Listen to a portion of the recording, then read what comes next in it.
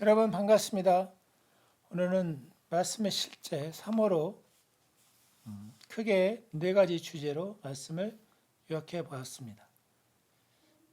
중보기도에 대한 부분을 보도록 하겠습니다. 6일자 자신을 넘어 그 이상을 생각하십시오. 자신의 방식을 앞세우지 말고 그렇듯한 말로 자신의 방식을 내세우지 마십시오. 자기를 제쳐두고 다른 사람이 잘 되도록 도우십시오. 자기의 이익을 꾀하는 일에 사로잡히지 마십시오. 자신을 잊을 정도로 도움의 손길을 내미십시오. 메시지 성경의 빌립보서 2장 3, 4절이죠.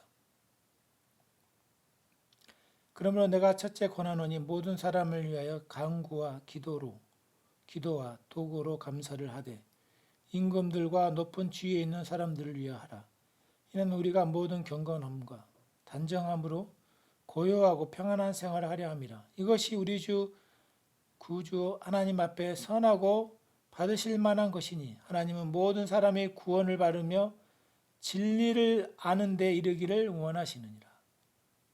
자, 모든 사람이 구원을 받아야 되고 진리를 아는 데 이르기를 원한다고 말씀 디모데전서 2장 1절부터 4절은 말하고 있습니다. 기도와 사역을 통해 세상을 바꾸는 것은 우리의 책임입니다. 이것이 우리가 해야 할 일입니다. 그렇지 않다면 인생을 헛사한 것입니다. 하나님의 목적에 벗어났다는 얘기죠. 느헤미야 4장 14절에서 이스라엘 자손들이 예루살렘 성벽을 쌓기 시작하고 방어할 태세를 갖출 때 느헤미야는 백성들에게 외쳤습니다. 너희 형제와 자녀와 아내와 집을 위하여 싸우라고 말했습니다. 그는 너 자신을 위해 싸우라 말하지 않았습니다. 이 구절에서 집이란 단어는 건물을 의미하지 않습니다. 당신이 요셉 가문이라고 말하듯이 느헤미야는 일가와 전체 가족을 의미하는 것이죠. 그는 백성들 안에 있는 승리자의 정신을 불러일으켰습니다. 승리자의 정신. 승리자는 자신을 위해 싸우지 않습니다. 그는 다른 사람들을 위해 싸웁니다. 이것이 우리가 오늘 본문 9절에서 읽는 내용입니다. 자기를 제쳐두고 다른 사람이 잘 되도록 도우십시오. 자기 이익을 꾀하는 일에 사로잡히지 마십시오. 이게 세상의 원리죠. 기도할 때 항상 자신의 사업, 가족 혹은 당신과 관련된 일들에 대해서만 기도해서는 안 됩니다. 당신의 기도는 더 큰 목적을 위한 것이어야 합니다. 자신을 넘어 그 이상을 생각하십시오. 우리가 기도해야 할 수많은 상처를 가진 사람들이 많습니다. 성경은 주 예수님은 우리의 연약감을 동정하신 분이라고 말하고 있습니다. 히브리서 4장 15절에 죄인들과 당신 주변에 있는 힘들어하는 사람들의 성악에 연민을 느끼십시오. 가난한 자들, 병든 자들, 억눌린 자들의 공경이 당신 안에서 긍휼함을 불러일으켜 그들을 위해 중보하고 오늘날 그들의 삶의 변화를 일으키도록 하십시오. 할렐루야. 특히 이 마지막 때에 우리는 세상의 국가들, 지도자들, 사람들을 위한 중보를 계속해야 합니다. 복되신 아버지, 다른 사람들을 위해 그 사이에 서서 그들의 삶과 환경을 변화시킬 수 있는 기회를 주심에 감사드립니다. 오늘 구원받도록 예정된 전 세계 사람들 영광스러운 복음의 빛이 비춰지고 어둠이 물려쳐지며 그들이 하나님의 아들의 자유 안으로 옮겨지기를 중보합니다. 예수님의 이름으로 기도합니다. 할렐루야. 우리의 기도가 우리의 문제만 얽매여서는 안 되겠습니다. 기도를 통해 경로를 지시하십시오. 7일자. 그러므로 내가 첫째 권하노니 모든 사람을 위하여 간구와 기도와 도구와 감사를 하되 임금들과 높은 지위에 있는 모든 사람들을 위해 하라. 이는 우리가 경건과 단정함으로 고요하고 평안한 생활을 하려 함이라. 자, 오늘의 본문 9절은 아까도 읽었지만 성령님께서 사도 바울을 통해 교회에게 주신 훈계입니다. 그분은 모든 사람과 우리가 살고 있는 나라와 지도자를 위한 진심 어린 중보 기도의 중요성을 말씀하셨습니다. 우리는 중보 기도의 결과로 하나님의 평안과 부유의 축복을 강력하게 경험하게 되는 것입니다. 아멘. 당신의 나라와 전 세계에 있는 사람들의 심령을 위해 기도하고 주장하여 하나님의 의가 세워지고 모든 형태의 악과 혼란과 부정과 공포가 저지되는 것을 당신이 순종해야 할 일입니다. 오늘날 세상에 일어난 일들은 큰 걱정거리입니다. 그러나 교회는 해결책을 가지고 있습니다. 교회는 지금 이 땅에 있는 악을 대적한 유일한 세력입니다. 그러므로 당신을 불평할 게 아니라 기도해야 합니다. 만일 당신이 자신의 나라 지도자들 사람들을 기도하지 않는다면 평안이 어디에서 오겠습니까? 오늘의 본문 구절을 다시 보면 우리나라에서 평안을 경험하기 어떻게 기도해야 하는지에 대한 하나님의 지시는 분명합니다. 내가 첫째로 권하노니 모든 사람을 위하여 간구와 기도와 도구와 감사를 하되 임금들과 높은 지위에 있는 모든 사람들을 위하여 하라. 이는 우리가 경건과 단정함으로 고요하고 평안한 생활을 하려 함이라. 당신의 나라에서 타락과 부패한 지도자를 없애고 싶다면 하나님은 당신이 이와 같이 해야 한다고 말씀하십니다. 무기를 들거나 폭력을 행사하는 방식이 아닙니다. 도전에 대하여 기도의 책임을 지십시오. 당신이 살거나 일하고 있는 나라와 전 세계 국가들과 지도자들을 위해 성령 안에서 열렬히 진심으로 기도하십시오. 하나님의 의가 승리한다고 선포하십시오. 그리고 담대하게 복음을 전하며 사람들의 심령에 그분의 영광이 임하고 영향을 끼친다고 선포하십시오. 또한 사역자들이 담대함과 능력으로 복음을 전하도록 더 많은 은혜를 받고 더 많은 영혼들이 전 세계 교회에 더해지기를 위해 기도하십시오. 휴거가 일어날 때까지 우리는 나라를 다스릴 진정한 통치권을 가지고 있고 기도를 통해 그들의 경로를 지시할 권세가 있습니다. 하늘에 계신 아버지, 나는 당신의 평안과 진보와 번영이 전 세계 나라들을 다스리고 그 복음의 사역자들이 당신의 말씀을 담대히 전하고 사역하도록 기도합니다. 그들의 메시지가 사람들의 마음에 당신의 사랑을 불붙이기를 기도합니다. 오늘 복음을 통해 많은 사람들이 삶에 나타날 대단하고 영광스러운 변화에 감사드립니다. 예수 그리스도의 이름으로 기도합니다. 할렐루야. 우리의 기도가 더 강력하게 확장되기를 원합니다. 또 14일자 보겠습니다. 우리의 말이 무기입니다. 아버지께 감사하게 하시기를 원하노라. 그가 우리를 흑암의 권세에서 건져내사 그의 사랑의 아들의 나라로 옮기셨으니. 골로새서 1장 12, 13절. 오늘의 성경 구절에 따르면 우리는 사람들이 흑암의 권세 아래에 있거나 하나님의 사랑의 아들의 왕국에 있거나 둘 중 하나라는 것을 알 수 있습니다. 당신은 거듭나서 하나님의 사랑의 아들의 왕국으로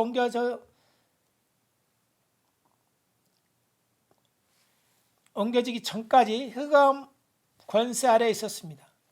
사탄이 당신과 관련 모든 것의 신이었죠. 예수님이 그분을 체포하러 온 유대인들에게 하신 말씀을 떠올려 보십시오. 너희는 너희 아비 마귀에게 났으니 너희 아비의 욕심대로 너희도 행하고자 하느니라. 요한복음 8장 44절.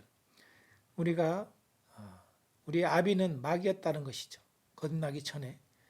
이것이 우리가 어둠의 권세의 영향을 받고 지배당하는 국가 지도자들과 통치자들을 종종 발견하는 이유입니다. 그런 지도자들이 악한 결정을 내리고 억압적인 정책을 시행하는 이유는 그들이 악한 세력의 영향을 받고 있기 때문입니다. 그러므로 우리는 지도자들이 어둠의 세력이 아닌 하나님의 영의 영향을 받도록 그들을 위해 기도해야 합니다. 아멘. 성경은 말합니다. 그러므로 내가 첫째 권하노니 모든 사람을 위하여 간구와 기도와 도구와 감사를 하되 임금들과 높은 지위에 있는 모든 사람들을 위하여 하라. 디모데전서 2장 1, 2절. 고린도후서 10장 4절은 이렇게 말합니다. 우리의 전쟁 무기는 육신적인 것이 아니요 오직 하나님을 통하여 견고한 요새를 무너뜨리는 능력이라. 자, 이 전쟁이라는 단어는 그리스어로 스트라테이아입니다. 이것은 우리가 전략실에 있으면서 성령으로 원정군을 이끌고 있다는 것을 알려줍니다. 기도 가운데 우리가 선포할 때 하나님의 천사들과 하나님의 영은 그 말들이 무기가 되게 합니다. 우리의 말이 요새를 무너뜨릴 수 있는 강력한 무기가 됩니다. 그러므로 그리스도인으로서 당신이 얼마나 막중한 책임을 지고 있는지 인식하고 국가 지도자를 위해 중보합시다. 그들을 위해 영안에서 자주 열렬히 기도합시다. 어둠의 세력들이 그들에게 영향을 끼치지 못하도록 권세 있는 말로 꾸짖으십시오. 그리고 그들의 심령이 주님께 돌이켜서 주님의 뜻을 행하도록 선포하십시오.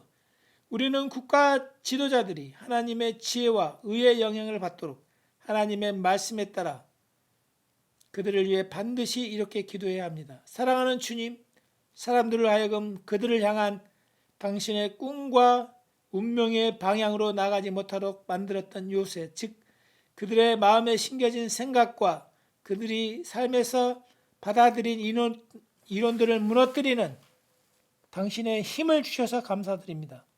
권세를 주셔서 감사드립니다. 나는 국가 지도자들과 통치자들에 대한 사탄의 영향력이 깨어졌음을 선포합니다. 오늘 당신의 빛이 그들의 심령을 밝게 비춥니다. 예수님의 이름으로 기도합니다. 할렐루야. 우리의 기도가 어느 때보다 필요한 시점에 있습니다.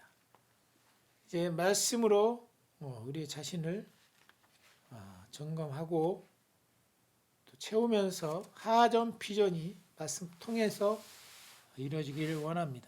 8일자 보겠습니다. 의식적으로 말씀을 향하십시오. 자유롭게 하는 온전한 율법을 들여보고 있는 자는 듣고 잃어버린 자가 아니요 실천하는 자니 이 사람은 행하는 일에 복을 받으리라. 야고보서 1장 25절. 자, 의식적으로 말씀을 행하는 것은 삶에서 말씀의 충만한 축복을 누리는 방법입니다. 하나님의 능력은 그분의 말씀 안에 있기 때문입니다.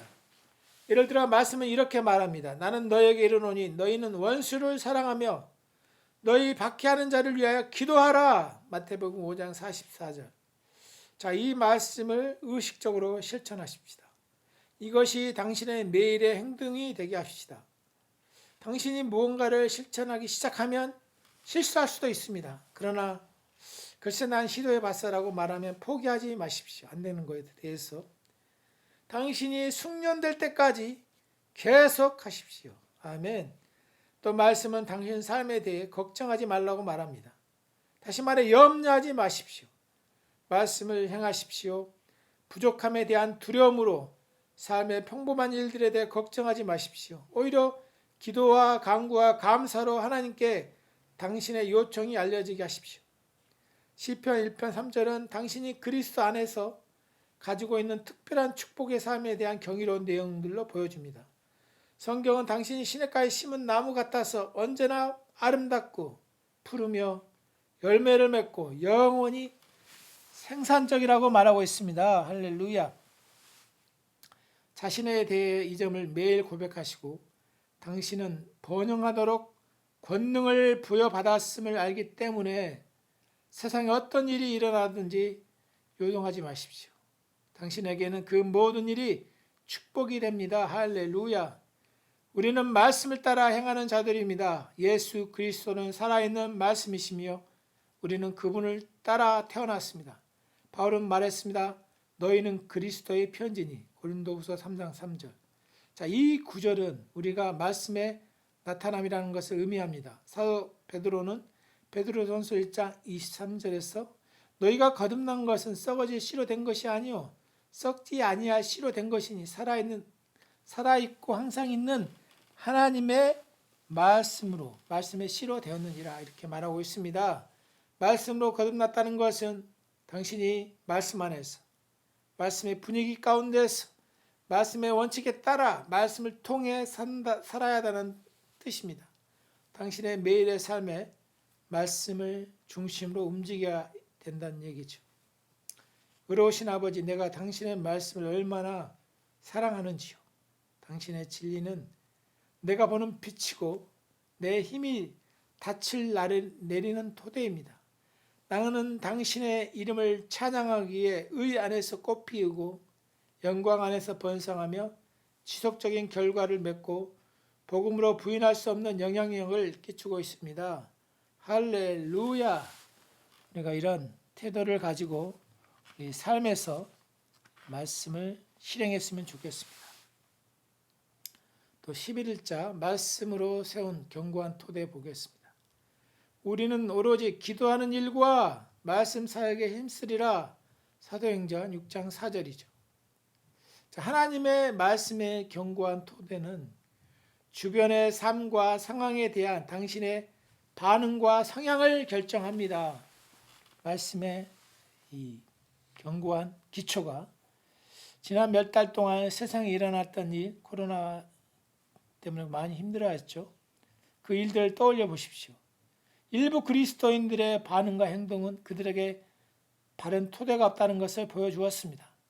일부 사람들은 완전히 환멸을 느끼고 기독교에 대해서 정부 지도자들의 도움과 지침을 구하며 자신을 격리시키기 위해 숨었습니다. 그들은 세상을 두렵게 만드는 것과 같은 일들에 겁을 먹었습니다. 그래서는 안 됩니다. 교회는 연약한 사람들의 모인 집단이 아닙니다. 우리는 군사입니다. 우리는 그리스도를 위해 강인합니다.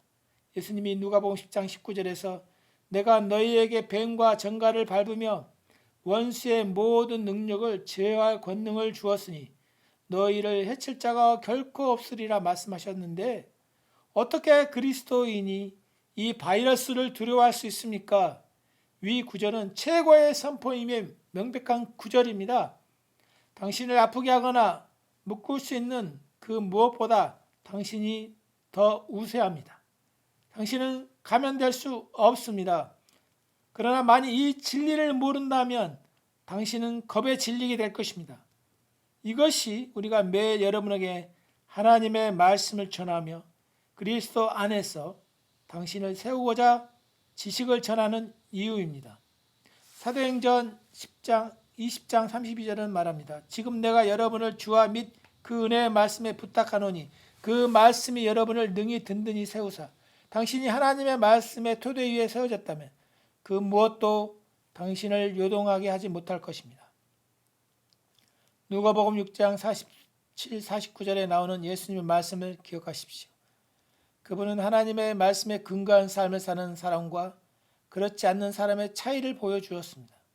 내게 나와 내 말을 듣고 행하는 자마다 누구와 같은 것을 너에게 보리라.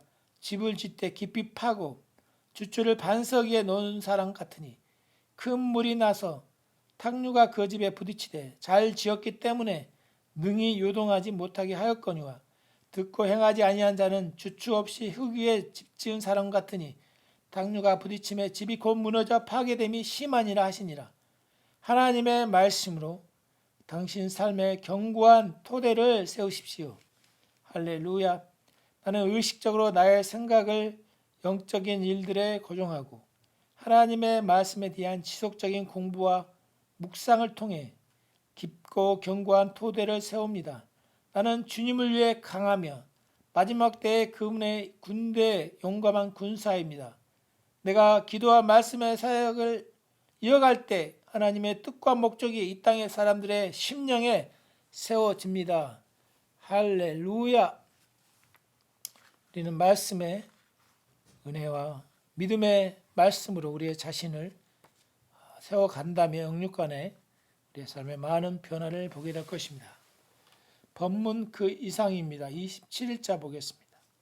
우리는 어떤 일이라도 우리에게서 난 것 같이 생각하여 스스로 만족하지 아니한 것은 우리의 만족이 하나님께로부터 난 것이기 때문이라.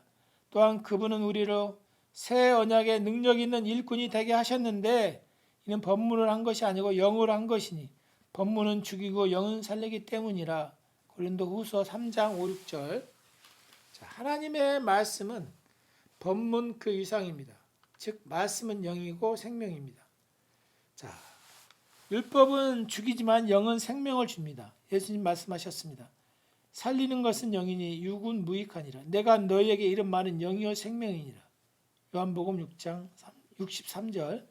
자, 말씀은 우리를 짓고, 말씀은 우리를 세우고, 말씀은 우리를 영광에서 영광으로 변화시킵니다. 이것이 우리가 하나님의 말씀을 묵상하는 것을 강조하는 이유입니다. 자, 묵상은 말씀이 당신의 영에 들어와 당신에게 개인적인 말씀이 되게 합니다. 큐티도 그렇고요. 하나님의 말씀을 공부하거나 들을 때 말씀에 근거하여 말하도록 당신의 영이 계속적으로 고정된다면 그것을 억누르지 말고 말하십시오. 당신이 말씀을 들을 때나 하나님이 당신에게 말씀하고 계신 것이기 때문이죠. 그분은 항상 당신이 반응하기를 원하십니다. 바로 그곳에 영광이 있습니다. 당신이 하나님의 말씀에 응답하기 전까지는 어떤 결과도 거두지 못할 것입니다. 말씀은 당신에게 그저 법문이 될 것입니다. 그러나 당신의 입에 있는 말씀은 하나님께서 말씀하는 것이며 마귀를 무너뜨리고 삶의 역경을 이기는 성령님의 검이 될 것입니다. 당신의 재정이나 건강, 가족에 대한 갈망하는 변화는 당신 곧 말씀에 대한 당신의 반응에 달려 있습니다. 시편 119편 39절은 말합니다. 오 주여, 주의 말씀은 영원히 하늘에 세워졌나이다. 그분의 말씀은 하늘에 세워져 있지만 반드시 당신이 말씀 고백을 통해 그분의 말씀이 당신 삶에 세워져야 됩니다. 당신의 말씀은 나의 생명이며 내 길을 승리와 영광으로 인도하는 빛입니다. 나는 결코 어둠에 걷지 않습니다. 내 영은 그리스도 안에 있는 나의 유일한 유업을 알고 붙잡도록 성령으로 말미암아 계시되기 때문입니다. 할렐루야. 그 말씀의 통치가 우리 삶 가운데 이루어지기를 원합니다. 당신의 세상을 다스리십시오. 25일자 보겠습니다. 너희가 세상의 총동학문에서 그리스도와 함께 죽었거든 어찌하여 세상에 사는 것과 같이 규례에 순종하느냐. 골로새서 2장 20절. 자, 오늘 본문 구절은 우리가 이 세상의 원리들에 지배당하지 않는 원리를 알려줍니다. 예수님은 이 세상을 다스렸습니다. 그분은 세상의 타락과 그분이 속한 사회의 부패나 실패 위에 사셨습니다. 그분은 이 땅에 사시는 동안 당시 정부와 시스템을 뛰어넘어 사셨습니다. 그것이 예수님이 우리에게 주신 삶입니다. 이 세상 초등학문에 종속되지 않고 군림하는 삶을 살아가는 것이고 그분은 우리를 자급자족하게 만드셔서 우리가 이 세상의 시스템을 뛰어넘게 하셨습니다. 그분은 당신이 이 세상에 있지만 이 세상에 속하지 않는다고 말씀하십니다. 당신은 세상의 시스템과 부패한 영향력을 다스려야 한다는 의미입니다. 당신 주변의 많은 사람들은 오늘날 세상의 속임수와 부패와 악함의 결과에 영향을 받고 타협할 수도 있습니다. 그러나 당신에게는 해당되지 않습니다. 당신은 하나님의 왕국에서 났습니다. 당신의 삶은 오직 그분의 진리 위에 세워지고 그것에만 영향을 받습니다. 하나님의 말씀을 계속 배우십시오. 그러면 당신은 예수님처럼 생각하고 말하게 될 것입니다. 할렐루야. 그분은 요한복음 16장 33절에서 이렇게 말씀하셨습니다. 이것을 너희에게 이르는 것은 너희로 내 안에서 평화를 누리게 하려 함이라. 세상에서 너희가 혼란을 당하나 담대하라. 내가 세상을 이겼노라. 그분이 당신을 위해 세상을 이기셨으므로 그분과 동일한 의식을 가지십시오. 그분은 짙은 어둠, 속임, 경제적 어려움, 질병, 억압, 죽음, 재난 등에 시달리는 세상에 살면서도 승리자의 사고방식을 지니셨습니다. 승리자의 사고방식을 지니셨습니다. 그분은 당신도 그렇게 사기를 기대하고 계십니다. 당신이 도전, 박해, 고통스러운 상황, 환난의 시간, 시련, 유혹을 맞닥뜨릴 때 요동하지 마십시오. 당신은 그리스도 안에서 세상을 이겼기 때문입니다. 이러한 의식이 당신의 기도 가운데 표현되게 하십시오. 어떤 도전을 마주하든지 상관없이 기도할 때 당신이 예수 이름 안에서 세상과 그 시스템, 증오, 속임수, 가난, 부패, 불안, 거짓, 적 그리스도의 영을 이겼다고 선포하십시오.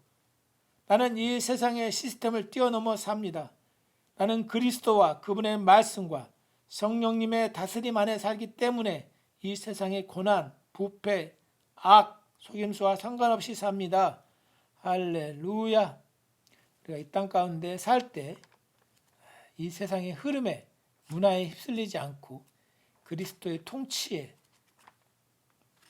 문화가, 승리자의 사고방식이 우리 삶을 통해 드러나기를 원하십니다. 승리에서 승리로 15일자 보겠습니다. 그러나 그리스도의 개선 행렬에 언제나 우리를 참가시키시고 그리스도를 아는 지식의 향기를 어디에서나 우리를 통하여 풍기게 하시는 하나님께 감사를 드립니다. 세번역 고린도후서 2장 14절. 당신은 매일 승리하고 특별한 성공을 이룰 수 있습니다. 학대 번역은 위의 구절이 이렇게 표현했는데요. 항상 그리스도 안에서 우리를 승리로, 그리스도의 승리의 트로피로서 인도하시고 우리를 통해 하나님의 지식의 향기가 퍼지고 분명하게 드러나게 하시는 하나님께 감사하노라. 자, 휴거를 준비하는 이 시기에 당신은 자신이 속한 도시에서만 승리하는 것이 아니라 가는 모든 곳에서 승리할 것입니다. 할렐루야. 요한일서 5장 4절은 말합니다. 무릇 하나님께로부터 난 자마다 세상을 이기느니라. 세상을 이기는 승리는 이것이니 우리의 믿음이니라. 그렇다면 이제 문제는 당신이 어떤 사고방식을 가지고 있는가, 당신이 자신을 어떻게 바라보고 있는가 하는 것입니다. 그리스도가 당신 삶에 의미를 부여했다고 말할 때 우리가 의미하는 바입니다. 당신은 이제 자신의 삶은 실패할 수 없다는 것과 당신의 여정은 승리에서 승리로 나아가는 것을 깨달았기 때문입니다. 이것이 그리스도 안에 있는 우리의 유업입니다. 세상이 위기에 처했다고 해서 달라지는 것은 없습니다.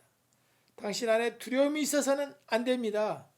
당신 안에 두려움이 살아서는 안 됩니다. 존재해서는 안 됩니다. 당신 안에 몰아내십시오. 예수님은 담대라 세상을 내가 이겼노라 말씀하셨습니다. 그분은 당신을 위해 세상을 이기셨습니다. 거듭났다는 것은 하나님에게 태어났다는 것을 의미하고 하나님에게서 난 것은 무엇이든지 사탄과 세상과 그에 속한 실패한 시스템을 이긴 겁니다. 할렐루야. 모든 것이 협력하여 당신의 선을 이룰 것을 확신함으로 문제나 위기에 봉착할 때 즐거워하십시오. 우리의 왕국 안에서는 오직 승리하고 영광에서 영광으로 나가기 때문입니다. 우리는 하늘의 왕국의 원리로 이 세상을 다스립니다. 할렐루야. 또 11자 또 말씀의 실제를 보겠습니다. 악한 날을 미리 대비하십시오. 끝으로 너희가 주 안에서 그의 힘의 능력으로 강건하여 주고 우리의 씨름은 혈과 육을 상대하는 것이 아니요 통치자들과 권세들과 이 어둠의 세상 주관자들과 하늘에 있는 악한 영들을 상대함이라. 그러므로 하나님의 전신갑주를 취하라. 이는 악한 날에 너희가 능히 대적하고 모든 일을 행한 후에 서기 위함이라. 바르게 서기 위함이라. 에베소서 6장 10절에서 13절.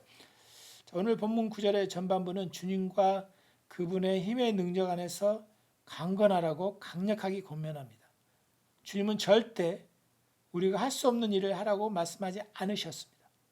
만약 그분이 주 안에서 강건하라고 말씀하신다면 그것은 당신이 해야 할 일입니다. 그분은 11절에서 추가적인 지시를 내리십니다. 마귀의 관계를 능히 대적하기 위하여 하나님의 전신갑주를 입으라. 이 구절은 악한 날을 준비하고 미래에 대비할 것을 말하고 있습니다. 그분은 마귀를 대적하여 어떤 일을 해야 하는지 알려주십니다. 그분이 말씀하신 대로 하나님의 전신갑주를 입는다면 당신은 마귀의 모든 술수, 책략, 계략, 조작에 맞설 수 있습니다. 많은 사람들이 어려움에 직면할 때 흔들리는 이유는 그들이 말씀대로 행하지 않기 때문입니다. 말씀에 기초가 없기 때문입니다. 하나님은 오늘 본문 구절에서 우리가 무슨 일을 해야 하는지 명확하게 말씀하셨습니다. 에베소서 6장 12절에 공경의 날, 악한 날이 있고 그 날은 예측되어야 합니다. 대적은 산기자를 찾고 있고 그런 기회만 있다면 바로 공격할 것입니다. 그러나 우리는 그의 계책에 대해, 사단의 계책에 대해 무지하지 않습니다. 사탄이 문제가 아닙니다. 당신이 주님 안에서 강하다면, 즉 당신의 마음과 입에 그분의 말씀을 간직하고 있다면 당신은 적이 나타날 때마다 그를 당황하게 할 것입니다. 하나님의 말씀이 당신의 무기라면, 진정한 무기라면 당신은 항상 승리할 것입니다. 하나님의 말씀은 마귀를 무너뜨리는 성령의 검입니다. 할렐루야. 나는 예수 그리스도의 이름으로 사탄과 그의 무리에 대한 통치권을 행사하고 나의 나라와 도시를 향한 그의 술수, 책략, 속임수, 계략을 없앱니다. 나는 내 입에 있는 하나님의 말씀으로 영광스럽게 상황을 다스리고 승리합니다. 할렐루야.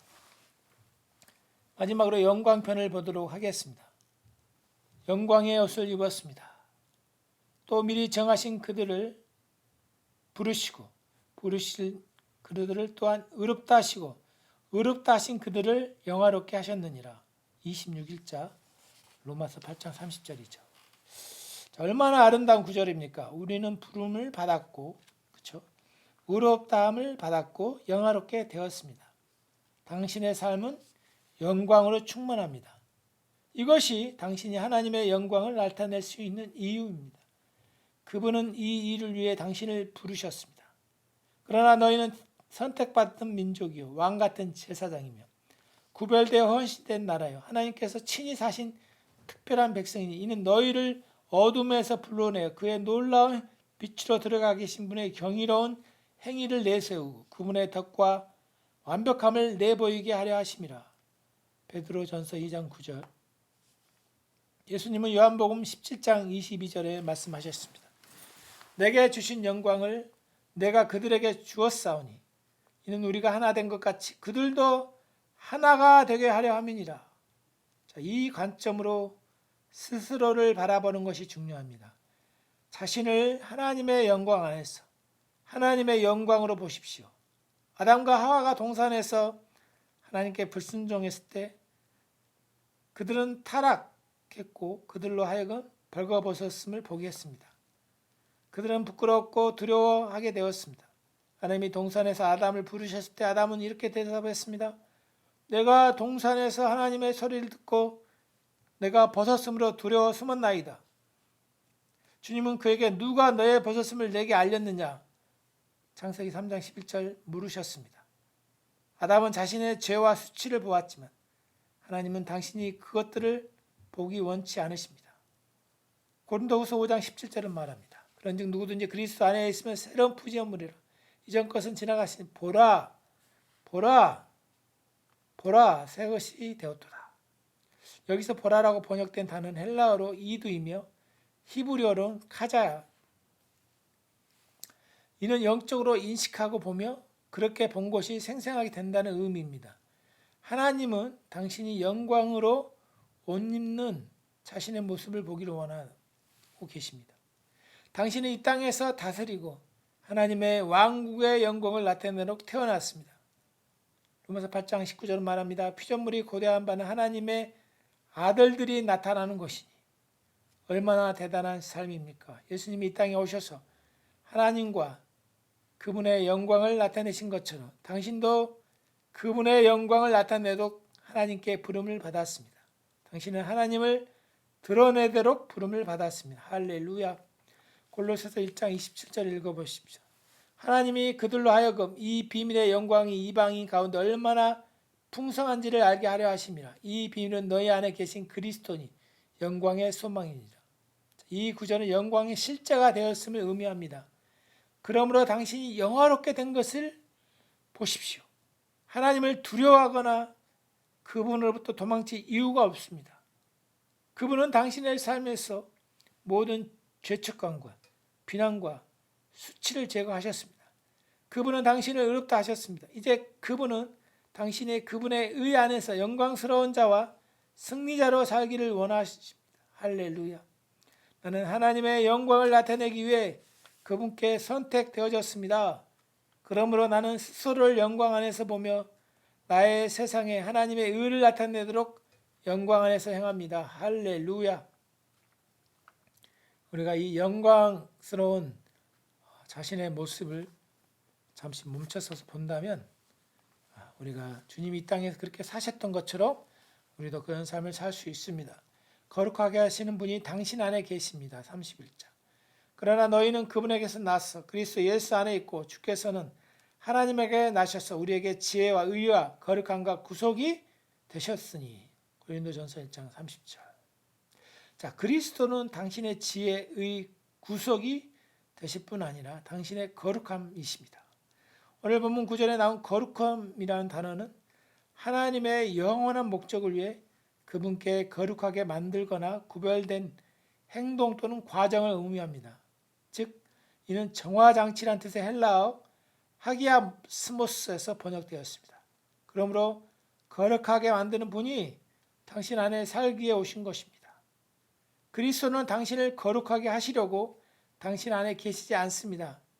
그분은 이미 당신을 거룩하게 하셨고 당신이 하는 모든 일을 지속적으로 거룩하게 만드십니다. 즉 당신의 영을 완벽하게 거룩해졌고 당신의 혼은 지속적으로 과정을 겪고 있다는 얘기죠. 그분은 당신을 분리시켜 주신 분이십니다. 그분은 당신을 이 세상과 죄와 마귀로부터 하나님의 아들의 영광스러운 자유로 분리시켰습니다. 할렐루야. 지혜를 말함으로써 지혜를 활성화하는 것처럼 당신은 거룩함을 말해야 합니다. 깨끗게 하고 정화하는 말을 하십시오. 할렐루야. 바울이 디모데전서 4장 4, 5절에서 말한 내용을 봅시다. 하나님께서 지으신 모든 것이 선함에 감사함으로 받으면 버릴 것이 없나니 하나님의 말씀과 기도로 거룩하여짐이라. 당신은 하나님의 말씀과 기도로 자신에게 속한 것을 정화하거나 거룩하게 할 수 있습니다. 주 예수님은 요한복음 15장 3절에서 이렇게 말씀하셨습니다. 너희는 내가 알려준 말로 이미 깨끗하여졌으니. 예수님은 하늘에 가셨지만 오늘 당신 안에 그리고 당신을 통해 나타나십니다. 당신은 오늘 그 놀라운 거룩하게 하는 말을 운반하는 자입니다. 당신의 환경을 정화하고 거룩하게 하기 위해 계속해서 축복의 말을 하십시오. 당신이 말할 때 사람들이 정화됩니다. 그들이 깨끗해지며 영광에서 영광으로 변화됩니다. 할렐루야. 히브리서 2장 11절은 말합니다. 거룩하게 하시는 이와 거룩하게 함을 입은 자들이 다 한 근원에서 난지라. 그러므로 형제라 부르기를 부끄러워 아니하시고 그리스도가 당신 안에 있는 거룩함이며 이제 그분은 당신의 영과 하나입니다. 그리고 그분은 당신을 통해 모든 것을 그분께 거룩하게 하는 사역을 행하고 계십니다. 할렐루야. 자, 마지막으로 31일자 보도록 하겠습니다. 새롭고 살아있는 길. 그러므로 형제들아 우리에게는 예수의 피로 인하여 지성소에 들어갈 담력이 있나니 이는 곧 그가 희장 곧 그의 육체를 통해 새롭고 살아있는 길로 우리를 위해 바치셨습니다. 자, 얼마나 굉장한 일입니까? 예수님은 우리에게 아버지께로 가는 새롭고 살아있는 길을 열어주셨습니다. 그분을 통해 아버지의 임재로 가는 휘장을 찢으시고 우리가 그 안으로 들어가도록 인도하셨습니다. 하나님을 성축합니다. 요한복음 14장 6절에 기록된 그분의 말씀을 기억하십시오. 내가 곧 길이요 진리요 생명이니 나로 닮지 않고는 아버지께로 올 자가 없느니라. 창세기에서 아담은 하나님께 죄를 짓고 아내인 하와와 함께 하나님의 임재로부터 떠나게 되었습니다. 그들은 에덴 동산에서 하나님과 교제했지만 성경은 하나님의 불타는 검을 든 천사를 보내 그들이 동산에 들어오지 못하도록 동산물을 지키게 하셨다고 말합니다. 갑자기 인간이 하나님과 누렸던 풍성한 교제가 끊겨버린 것입니다. 그것이 종교의 시작이었습니다. 인간은 하나님의 임재를 다시 얻기 위해 그가 할 수 있는 모든 것을 하기 시작했습니다. 오늘날 세상 모든 종교는 하나님의 임재를 추구하고 있습니다. 그러나 인간은 예수님 오실 때까지 하나님의 임재로 다시 들어갈 수 있는 길이 없었습니다. 예수님은 우리가 오늘 본문 9절 읽었던 것처럼 놀라운 말씀을 하셨습니다. 내가 곧 길이요 진리요 나로 닮지 않고는 아버지께로 올 자가 없느니라. 이것이 아담과 구약의 아버지들이 필요했던 것입니다. 바로 이 아버지의 임재로 가는 길입니다. 예수님이 그 길입니다. 그분이 십자가에 죽으셨을 때 성경은 지성소와 성전을 분리해 두꺼운 휘장이 위에서 아래로 둘로 찢어졌다고 말하고 있습니다. 이 일은 우리가 아버지의 임재에 접근할 수 있게 했습니다. 오늘날 시장도 당신과 아버지의 사이를 분리하는 것도 없습니다. 당신은 그분의 임재 안에 삽니다. 성경은 말합니다. 주가 계신 곳에는 기쁨이 충만하고 영원한 즐거움이 있을 것이며 시편 16편 11절. 만일 당신이 그분의 임재로 가는 길을 찾지 못했거나 아직 거듭나지 않았다면 더 이상 죄와 실패와 무지 안에 빠져 있으면 안 됩니다. 길을 찾을 필요가 없습니다. 예수님이 길이십니다. 당신이 해야 할 일은 당신의 삶에 대한 그분의 주되심을 고백하는 것입니다. 그러면 하나님의 임재 안에서 영원히 신나는 삶을 살게 될 것입니다. 당신의 영이 재창조될 것입니다. 할렐루야.